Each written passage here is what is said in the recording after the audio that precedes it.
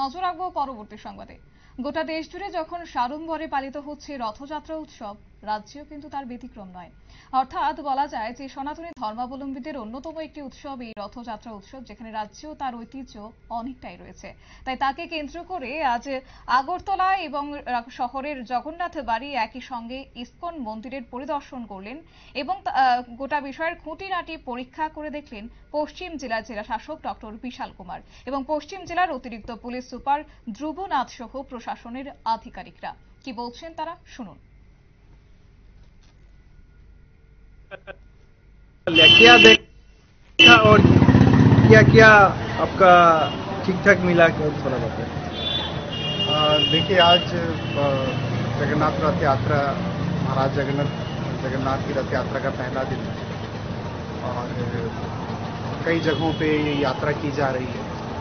आज हम लोगों ने जो सबसे बड़ी दो यात्रा हैं, इस्कॉन की और जगन्नाथ बाड़ी की, उसका इंस्पेक्शन किया।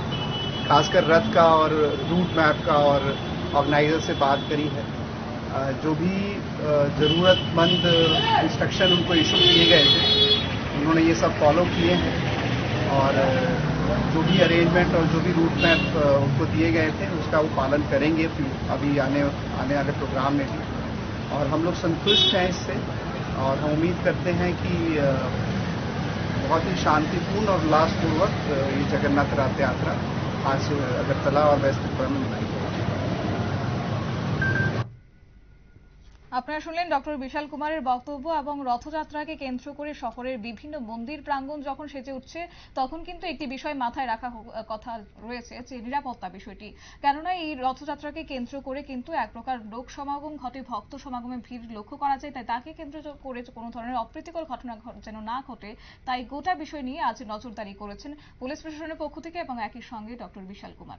নিয়ে নিচ্ছে ছোট্ট একটি বিজ্ঞাপন বিরতি, সঙ্গে থাকুন।